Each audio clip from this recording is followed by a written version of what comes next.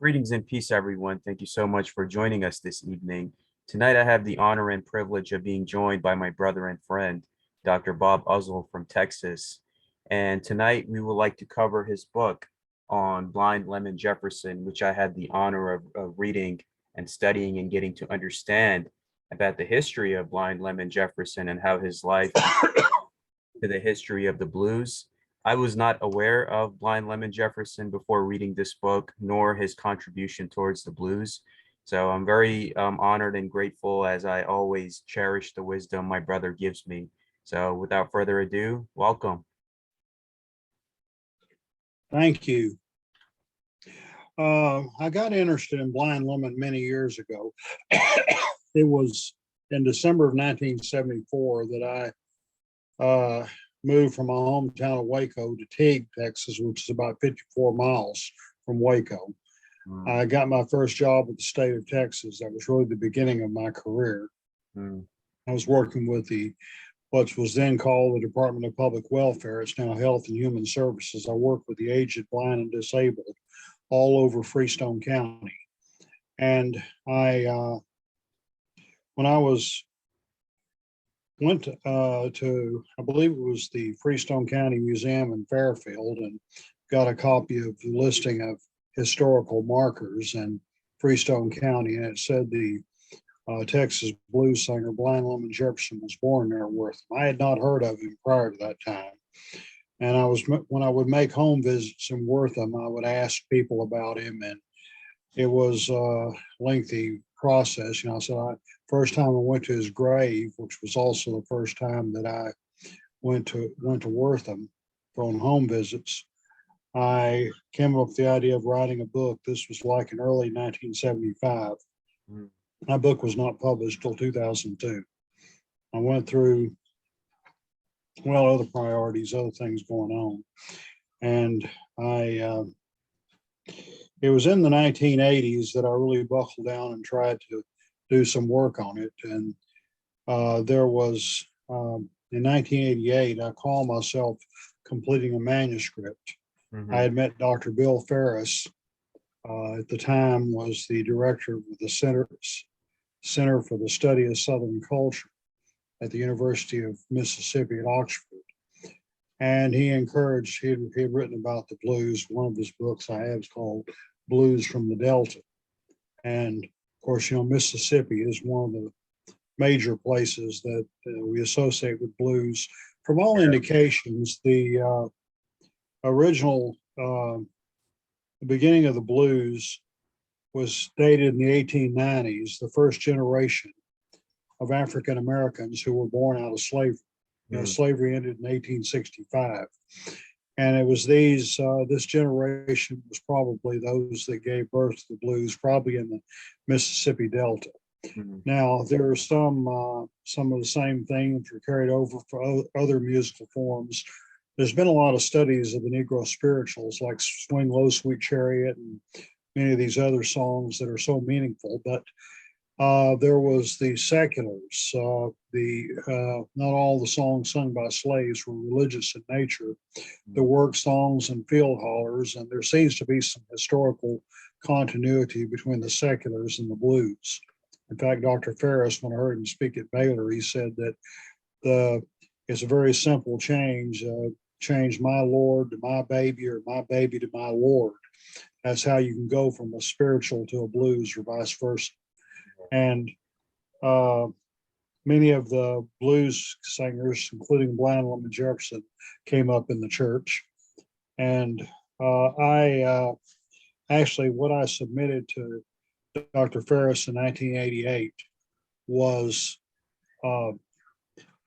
he sent me a reply explaining, so it's well written, but it's still far from a book. The 74 pages would be a pamphlet if printed. Well, I didn't know that. I was pretty naive at the time. I was in my 30s, and it'd be another decade before I'd move from. See, that manuscript was done by typewriter, and I was a little late in computerizing, but I finally got on board. Completed my doctoral dissertation in 1995 by computer. We've already talked about that on Eliphas Levi and the Kabbalah. Yes, that's But right. Blind Lemon had got put on the back burner. Actually, I had hopes of completing it in '91, and uh, these were the plans. Were on July 31st, I was going to take my French exam. Once I had that passed, then I would have 3 weeks before school started to put together the finishing touches on the Blind Lemon manuscript. Didn't turn out that way because I didn't pass the French. It took 3 weeks before I was able to pass a special translation exam and meet the requirements so I could move forward and get my complete my doctorate, which I did. But I remember it was actually 10 years later that I put the manuscript on computer, and it shrunk considerably.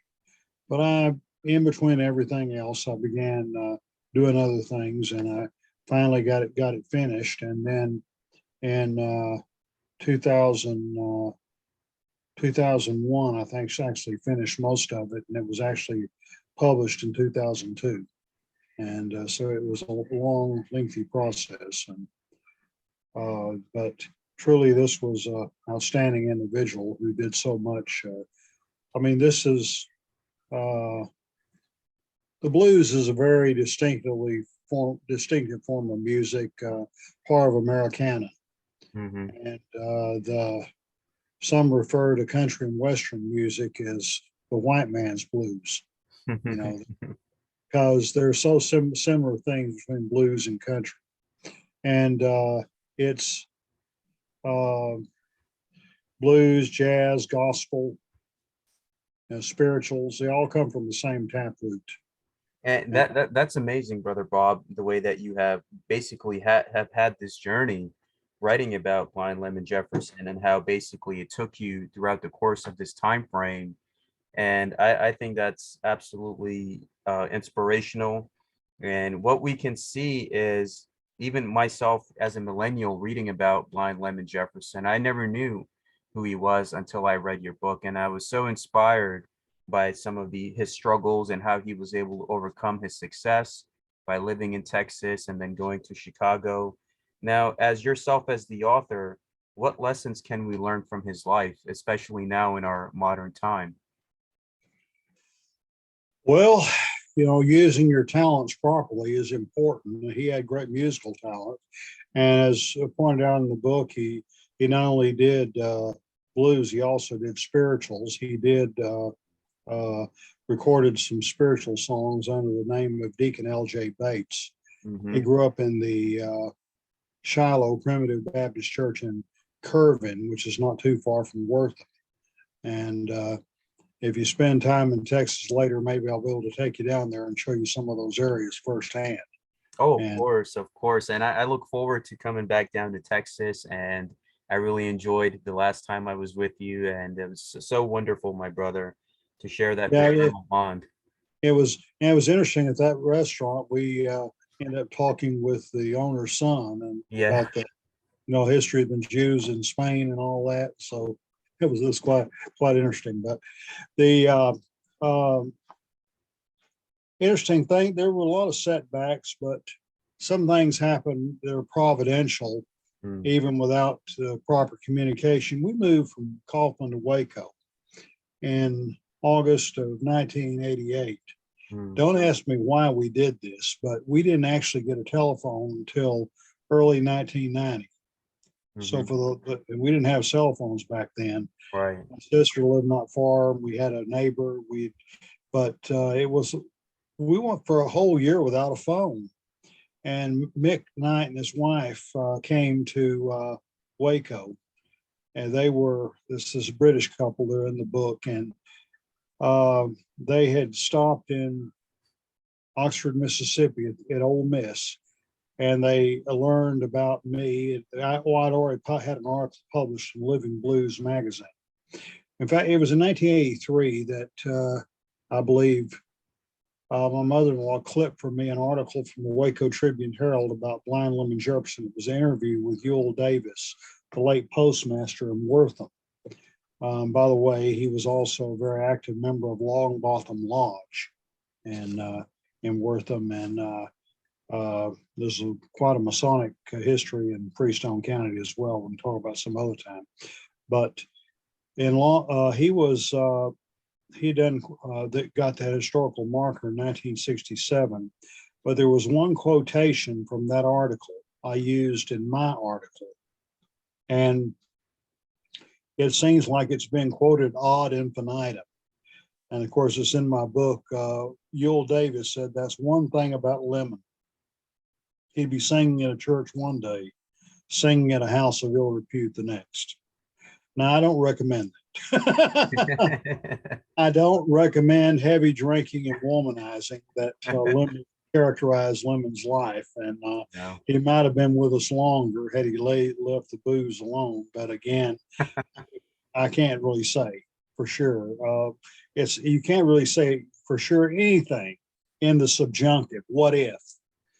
And but Mick and his wife were actually there was some kind of setup where they could cut down on expenses. Some organization they could stay in private homes rather than rent a hotel room.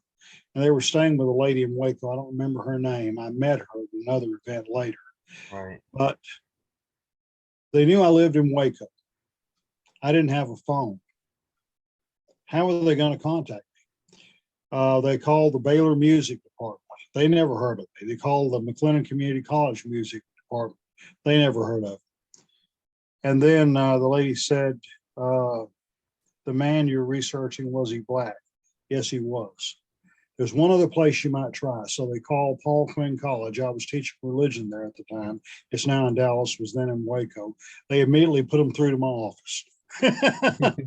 And for 2 consecutive Saturdays, we made trips down to Fairfield and Wortham and got pictures and got interviews with various people. And Hobart Carter and Arthur Carter and Quince Cox all have passed on. Hobart Carter, by the way, lived to be 104. Wow. His wife was a wafer, and the wafers, their farm was right next to the Jefferson farm at Couch. That last time I was there, that sign that's in the book had been taken down, welcome to Couchman. But it's my understanding that Lemon lived out there in the country and he knew his way around pretty well. He'd go to town and, and I was told if he got lost, he'd holler and somebody come to his aid. He would sit in front of Jake Lee's barber shop every Saturday, and he had a little tin cup there, and he'd be singing and picking, and they'd drop a nickel or dime in the cup, and he was pretty well thought of by everybody in the area. And he was the question, was he totally blind? Probably not. He was visually impaired. Mm. And one question I've been asked before that I have not been able to answer is, if he was blind, why did he wear glasses? That picture of him, he's wearing wire rimmed glasses. They're not dark glasses. So if he was blind, why did he wear glasses? I just don't know. But it's the only picture I've ever really seen of it. And so that's there's stories about him being led around by some other bluesmen like Huddy Ledbetter, Lightning Hopkins, T-Bone Walker, Josh White. It's possible he just enjoyed being a mentor to other musicians. That's true. And I think even with your journey, my brother, it's all divine synchronicity in terms of how everything fell into place and in your research and all this couple finding you and all of the things that have taken place, which goes to show that Blind Lemon Jefferson to this day is still having an impact. And what do you say in terms of the African American community in his short lifespan? How did his work help the African American community at that time where they were still facing many challenges? Oh yeah, well, this was in the 20s, which was a time of relative prosperity. Mm. It was a time of the Harlem Renaissance and Yeah. other things of this nature. Now, to my knowledge, Blind Lemon never went to New York. He was in Chicago. There's stories about it being in St. Louis, even making appearances in the Mississippi Delta, I think in Memphis, but he never went to New York. So when you talk about the Harlem Renaissance, that's a totally different event, but it was going on at the same time. But then the stock market crashed, and I see, him being buried on January 1st, 1930. To me, it's significant. He made such a contribution to the music of the 1920s. Then he was laid to rest on the first day of the new decade. Right. And that's quite significant. I think that's an interesting synchronicity, Brother Bob, because if you look at his life, and he never really got any, let's say, fame until the age of 30, from 33. So I found a lot of Christian symbolism of the Christ element that was there on how he became a household name. His music and his works were spread everywhere, and how also he was laid down in 1930, in the beginning of the new decade. So that symbolism of the number three and the Christian element that's there. So what other Christian symbolism do we see in terms of Blind Lemon Jefferson's life, in his struggle, in his upbringing, his success, and then eventually his passing? Well, again, he grew up in the Primitive Baptist Church. I've been to that church where he grew up, and actually, this all my books need revising, and I hope they have a historical marker in front of that church now down in Curve, and they did not have it when I had this picture taken. Now I've since then, a couple of years ago, I had a Zoom interview with Kip Larnell of Washington, D.C., and Alan Governor of Dallas, both of whom are blues scholars. I don't know if it's out yet, but they were putting together a more lengthy biography of Lemon. They reread my book, and they were saying that, according to Quince Cox, he didn't remember them being a funeral. Of course, I heard otherwise. But in the 1930s, there was an interview with Carrie, I believe her name was, his sister was interviewed, and I have never seen that interview. I didn't know about it. It only came out a few years ago. So if I ever revise it, certainly that will be included. But he spoke well. He performed. His mother, Classy Jefferson, had a very strong singing voice. Apparently, it was quite a musical family, and in the Primitive Baptist Church, they were quite prominent. Of course, in the African American community, historically, the denominations haven't been as big a deal as there have been among whites. So, I mean, the people tend to fellowship together: Baptist, Methodist, Holiness, and but he sung, like about he rose from the dead. He's got that pure religion in my heart. Take your burden to the Lord and leave it there. All these songs were significant and, part of the spiritual tradition of African Americans. I haven't really given that much thought until now to the number symbolism, but I'm sure more of it is there. Yeah, about and when the book first, on the historical marker, it says he's born in 1897. Since that marker was put up, someone did some research in the state archives in Austin and found he was actually born 1893, which would mean he was 36 when he died, as opposed to, let's see, like 32 had he been born 1897. Well, and of course, he arrived in Dallas about like 1916 or 17, and that would have made more sense if he'd been around 20 at that time, or a little over 20 at the time. And he lived for a while in Mahia, but of course in Deep Ellum is where he got his really got his start. And Mayo Williams, who was a black man, was a talent scout for Paramount, who came to Dallas and heard him perform and was responsible for him going to Chicago and recording for Paramount. And he was pretty independent, from what I gather.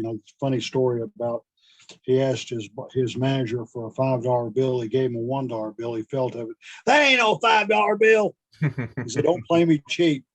And he reportedly enjoyed gambling. He had somebody help him with that, and that's not something I recommend. That's true. And Brother Bob, even myself, reading this book about blind Lemon Jefferson's life, I think it's perfect as it is because it gives you a great idea from the start to finish about who he was, what he did, what he stood for, his accomplishments, his legacy. But that's true for anything. As time comes out, there's always new information coming out as technology progresses, the human evolution progresses. But I, Mhm. I really benefited from the teachings of this book, which goes to my next question is when you visited the Blind Lemon Jefferson Community Center, what were you able to gather about his legacy at the community center and what the community center is still doing for its local constituents today? It is now nothing but a private residence. It's not even a community center anymore. Joe Butcher passed away several years ago, Got and it. he was the one that kept it going. Joe was a good friend of mine, and it. I don't know if you saw uh, on on Amazon a negative review by someone, and but referred to it as a waste of time, and there was somebody else did a review in some publication in England, and they didn't they what I described as the center library was just a wall of the general office, and the question even came up about including that Blind Lemons Club, Urban Bar and Bistro. It's not operating anymore. I felt obligated to include it in the book, but it doesn't really have anything directly to do with Blind Lemon. And I Yeah. have a picture of it, and I was surprised. The music there was 70s funk and disco, no blues. But they have a picture of a lemon with glasses on. And now that building is still standing. It's right on the main street in Wortham. And the Joe Butcher was operating a senior citizen center, and basically, and the kids would come in after school and they could get help with their homework and work on the computers and that type of thing. I Right. haven't actually, the last time I stopped there, the sign was down. It was just a place of residence. Mm. And there has been some complaints that was originally called the Blind Lemon Jefferson Blues Festival. Now it's called the Wortham Blues Festival. I've missed the last few years. Of course, COVID has cut into a lot of stuff. Yeah, The that's right. first festival was in 1997, and that was the year that the historical marker was. I mean, not the historical marker was put up in '67. The the headstone above Lemon's grave, Mm. and they actually do have found a death certificate back in '67 when Ewell Davis wrote to Chicago. They couldn't find one. Of course, technology has come along pretty well. And pictures here. Old Quince Cox was that caretaker. He lived to be, I don't think he made it quite to 100, but he was in his late 90s. Mm. And there's a picture of the old Smith Chapel Primitive Baptist Church and the new one, Pastor Howard McLean. He's not there at present time. I'm not sure who the current pastor is, but he's a good guy out of Fort Worth. And the and Arthur Carter and Hobart Carter, they were Arthur Carter's wife. She died before he did. She was secretary of the Solomon's Temple AME Church in Wortham. Very nice lady. Sadly, that church is gone now. And of course, you see Charlie and Mattie Dancer have both passed away since then. They were good people. Lived in Streetman, which is not far from there, and it's all the same neck of the woods. There's not many back roads in Freestone County that I have not been down, because during my little over 2 years as a caseworker there, I had clients in various parts of the county, and I would often make home visits. And 2 of my 4 books came out of my experience in Freestone County. and I married into the Durham family, and you know that story. Yes, yes, that's absolutely right. And that's basically it. Our lives, Brother Bob, it's a beautiful pattern of divine synchronicity with Almighty God painting our picture on the canvas as we go from one evolution to another. And how even in Freestone County, not only Blind Lemon Jefferson, but you also experienced many blessings in your life and many lessons. So it's important that we realize how God puts us at the right place at the right time. And even with Blind Lemon Jefferson's life, and how I was able to benefit from this book and its teachings. And I highly recommend everyone else to read it and do the same, and not pay attention to those that have a negative mindset or a negative review, because at the end, some people are going to be people. You won't be able to please everyone. And So that's true. Oh, I I know benefited a that. lot. I know that's right. Well, you know, just the idea that Mick and his wife Mick Knight and his wife were able to get a hold of me. That, No and telephone. I think that's absolutely beautiful, because you were meant to share this story, which goes to my next question, Brother Bob, is if Blind Lemon Jefferson had stayed alive past that Chicago incident, let's say if he had stayed alive a little bit longer, what would he had accomplished in his life in terms of the blues, the impacting the African American community? What road could he have went down to? Well, he could have done a great deal. Now, again, the 1930s, there was a setback of a Mm, lot of things in the country, and entertainment, there wasn't that much money for it. But some of those guys that were along with him lived longer than he did. mm, In fact, unfortunately, not just with blues, but with many musicians, actors, a person doesn't have to do thorough research to know that there's been sometimes a very short lifespan because of self-destructive behavior. Alcohol and other drugs. Alcohol is a drug, and fast living, not taking care of yourself at all contributes to it. There's one contemporary blues man. I've met him on a few occasions. I believe he's still living. His name is Vernon Garrett.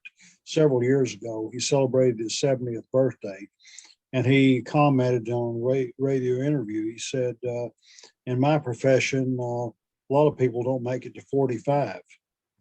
But now, I haven't researched some others as much as I have Lemon, but I know that there's a Kip Larnell wrote a biography of Leadbelly.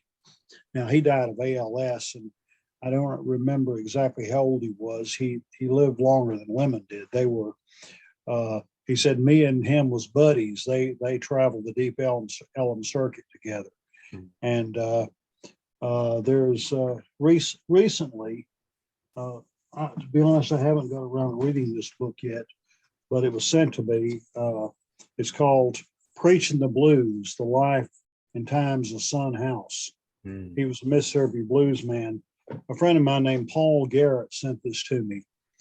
Paul is the youngest of three sons of Dr. James Leo Garrett, who directed my master's thesis at Baylor in the 1970s on the Nation of Islam. Dr. Garrett spent he was only at Baylor about 6 years. Most of his career was at Southwestern Baptist Theological Seminary, Fort Worth. I never attended Southwestern. I did go on campus a number of times to visit him, and actually did get to lecture to one of his classes one time. But Dr. Garrett and I remained friends throughout the years. In fact, his book on Baptist theology, A 4th-Century Study, came out in 2009. The first Baptist church on record that we know of was in the Netherlands in 1609. Mm-hmm. So this was to commemorate the 400th anniversary. It was published by Mercer University Press in Macon, Georgia. But on page 210 in the footnote, my name appears because I had referred him to gave him information about a very small sect of Primitive Baptist in Appalachia, the Primitive Baptist Universalist. And anyway, but on several occasions, Dr. Garrett said, Bob, I want you to do me a favor. I want you to be a pallbearer at my funeral. And when he passed away in early 2020, about a month before the pandemic, his oldest son, Jim, called me, and it was one of those numbers, you don't know who it is. A lot of times I don't take a call if I don't know who it is, but something told me, take this call. And sure enough, it was Jim Garrett. Dr. Garrett had died. And the funeral was at the Gamble Street Baptist Church in Fort Worth, which is right adjacent to the Southwestern campus. And shortly after that, Paul sent me a copy of this book, Preaching the Blues. One of his famous songs was I've got religion, join the Baptist church. I want to be a Baptist preacher so I won't have to work. And now Lemon was not one of them, but there were a number of prodigal sons of the blues. You know, many of them entered the ministry late in life and saw them as reenacting the parable of the prodigal son. Lemon himself was not in the ministry, but he did have some spiritual roots. And Dr. Garrett read the book, and he had some reservations about Lemon's personal life, and it's understandable. And but he passed it on to his son Paul, who really liked it. He sent me this file about Son House. But see, Son House was the one he had. Another famous blues man from the Delta was Robert Johnson. And the story is that about there's a song, went down to the crossroads, got down upon my knees, went down to the crossroads, got down upon my knees, pray God have mercy, save poor Bob if you please. There's nothing in that song about the devil, but the legend developed that at the crossroads in the Mississippi Delta, Robert Johnson made a deal with the devil for musical talent. Actually, at one point, Robert Johnson could outplay Son House, and Son House didn't want him around. After Robert Johnson died, Son House was asked, how did he get to play so well? Oh, he must have made a deal with the devil. It was just an offhand remark. But you know how legends are. Yeah. The more you deny it, the bigger it gets. And people have come to the Mississippi Delta wanting to know where the crossroads is. But that was, it really was nothing to that. It was, and it says going down to Rosedale trying to flag a ride. Rosedale is a town in Mississippi. So the blues in 1967 when the historical marker was dedicated, Mance Lipscomb was still living. He was from Navasota, Texas, and he came and performed some of Lemon's songs. And by the way, it's my understanding he was like about 65 before he made it big. Mance Lipscomb was. I knew a guy, he said he used to perform in Austin. Well, of course, Austin is for Texas, it's really quite a music scene. There's a place called 6th Street down there, and where a lot of music is. There was a time I knew my way around Austin better than Dallas. I don't anymore. I don't go to Austin that much now, but that's the capital of Texas, and there's quite a musical tradition there as well.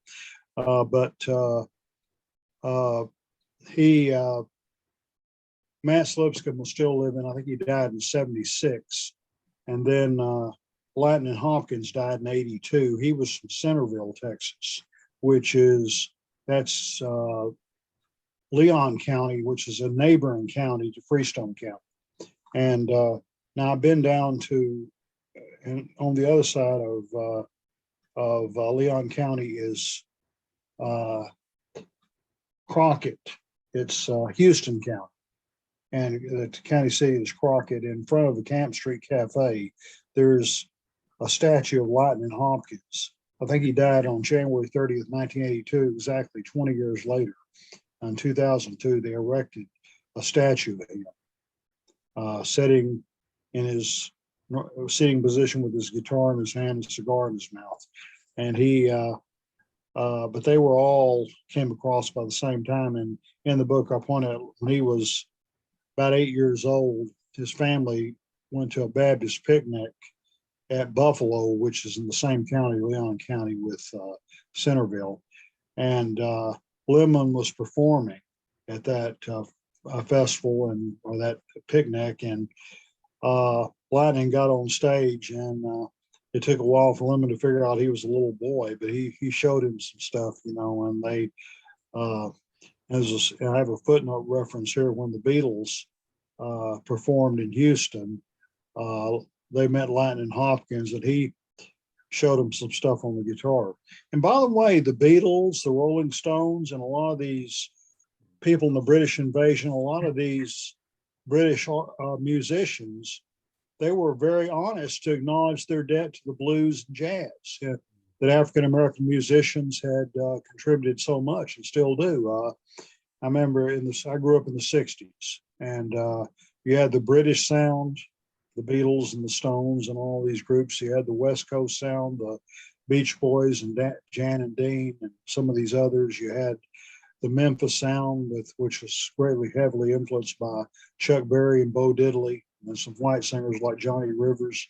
And then there was the Motown sound, Barry Right. Gordy with the Supremes, a lot of this Motor City, Detroit, a lot of things came out of there. And this, some of those singers, well, their influence is still very, very much felt today. A lot of them are long physically removed, but the blues is it's a taproot in which a lot of these other things come out of. And I preached a sermon before in which I say people say the blues are evil. They're trying to show how holy they are, but all they end up doing is show how ignorant That's absolutely right. That they is absolutely right, my brother. And what you have articulated in terms of how these misconceptions people have that blues singers they make deals with the devil and all the misinformation that is out there, you have educated the public of how this impact has impacted not only the music scene but also many cultures and traditions, and how that music and the upliftment of many peoples and groups of how it influenced the Supremes, the Motown, even the aspects of the British invasion, and how that music scene in that time in the 60s when people were preaching for peace and love, and how it impacted those movements. So the are. blues does have a lot of a tribute that it deserves. Growing up in Pakistan, were you exposed to any of that? Well, no, not really, because I came to this country in 1996 when I was about 4 years old. So Okay, majority of my life has been here in the States. So growing up in okay. the 90s, I was exposed to a lot of the 90s music on the American scene, and which I appreciated, and it basically laid the foundation of me going through the lifestyle here and adapting myself as an American and knowing, okay, this is how we grew up here with books, movies, video games. And at that time, things were modernizing a little bit. There was the dial-up internet. So now the world is now in a completely different stage. And that's why I always cherish the wisdom that I gained from you, because you grew up in a time where there was no internet, there was no cell phone, no smartphones. When you had to research, you had to go to the library and do the old school research, not like now where you could just look anything up on the computer. So I that's have why a I cherish I that. have a niece that said that when she was growing up, uh, they were sitting, her family was watching television. She was the remote. She was going, Shannon, go change the channel for us. Yeah, yeah. Anyway, are you familiar at all with a singer named Cat Stevens? I've heard of Cat Stevens, but I have not heard any of the music. I have heard the name. Well, do you have any idea what name he later adopted? No, I'm not familiar with that story. Yusuf Islam. That's interesting. Yeah, so Google him sometime. Interesting man. He's been rather controversial in some ways, but he's Mm, made a lot of positive contributions as well. The song "Peace Train" was his song, and "Wild World" and some other stuff. And he Yusuf has Islam. in Yusuf Islam, aka Cat Stevens, Got it. and and Now, this. Brother Bob, I would like to ask you, what was Blind Lemon Jefferson's basically his lasting legacy, or anything you would like to say which I have failed to ask you? Uh, well, he was, as I say, a man who had great musical talent. He used it. he was like all human beings had his flaws, and but we all have our flaws. We all have our shortcomings, and it.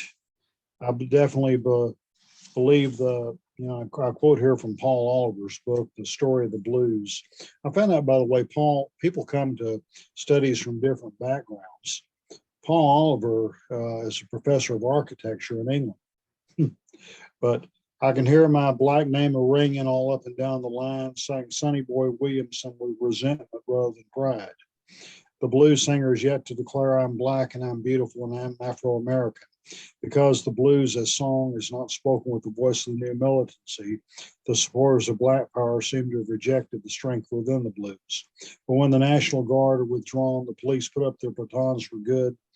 When the ghettos have been cleared and decent homes replace them, when opportunities for jobs are truly equal and segregation is no more, Black Americans may be able to look back with pride upon the creation of one of the richest, most rewarding popular arts and perhaps the last great folk music the Western world may produce.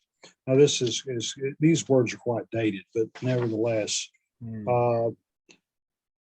said the name of Blind Lemon Jefferson will be enshrined as one of the greatest musical benefactors of the 20th century. And it was the late 20th century that I did most of my research on this. It didn't come out until the 21st century, but said, let's grant him that one kind favor and not play him cheap. So. Thank you, Brother Bob. Thank you so much. And that's absolutely right, because in this life right now, we always, let's say we get things confused and we sever relations with people, we have problems, and we realize that we're all infallible creatures on this world. None of us are perfect. We all have our imperfections that we need to continue to strive to perfect in our thoughts, deeds, and actions. But let us not forget the impact that Blind Lemon Jefferson had, despite his flaws, of how his life laid the foundation of so many great things and how it's still impacting the world today. And I think that's another lesson that we can learn from his life, is that despite the human error that is there, and that's within all of us, we're trying to perfect that. I think we can appreciate the impact that he left on the world, and how you have shared his history, his legacy, of myself, somebody who never knew Blind Lemon Jefferson, and how I And benefited. in Waco, I don't know if that sign is still up or not. There's a psychiatric facility there. I went to some workshops out there. I never will forget seeing a sign on the wall. It had the names of musicians like Janis Joplin, Jimi Hendrix, Jim Morrison, Yeah. all of whom died of overdose. And it said, enjoy the music they left behind, Yes. but learn by their mistakes. And again, the presence of illicit drugs and things like this. I don't recommend that in any way, shape, form, or fashion. And these musicians, had they left that stuff alone, they might have lived longer and actually produced more. If Lemon had not been such a heavy drinker, we don't know exactly what happened that last night of his life, but there's some reports that he'd been drinking heavily and he couldn't find his way back to wherever he was staying. And there's one story that he'd been paid off by a couple of big record companies and he was going to catch the train back to Texas, and whoever had the job of leading to the depot didn't finish it, and he was beaten up and he was robbed. And again, we don't know for sure that that's true. There's no record of that, but he's supposed to have died on the streets of Chicago. And nevertheless, we could all do better, and he could have done better, but he did. But in spite of his imperfections, he did a great deal of good. There's no question about that. And his legacy continues to inspire a lot of people today. And he's the only celebrity worth of Texas produced. That's right. That's absolutely right. And Texas is a state that both you and I love very much. And I believe my future might bring me there for good as time goes on, and the way that I'm seeing things fall in place. So even myself, I will be impacted by the beautiful history and legacy of Texas and just coming down there and just It's enjoying what life every, has to offer. it's, I believe, normally second Saturday in September is when the Blues Festival is held All right. in Wortham. I've missed the last few years. I didn't know about it. It was too late last year. Usually I'm there. I got books with me. I usually sell a few of them. And it's always a lot of fun. They got, of course, vendors out there and all kinds of stuff. There's been some question as to where the proceeds go. For the Chamber of Commerce, does it go much to the African American community? And I really don't know. But it's Wortham's a nice community, and when my book on the Durhams of Fairfield came out, I was interviewed at the by the newspaper, and I said, they correctly stated I began my career in Teague in 1974, and now plan to retire in Freestone County. So coming Well, full.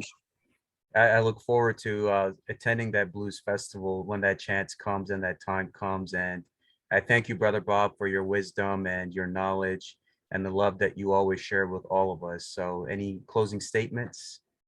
No, just thank for this opportunity, and we'll find something else to talk about later, I'm sure. Thank you, Brother Bob. And please, everyone, check out this book, Blind Lemon Jefferson by Dr. Bob Uzzel. It's available on Amazon and Barnes and Noble. And I'll put all of the links in the description below. This is a wonderful book. I learned a lot from it. I gained a lot of insight and wisdom, not only about Blind Lemon Jefferson's life, but also the contributions that it held for so many other foundations, which we can all benefit from today. So thank you so much, my brother, as always. Have a good evening. Thank you.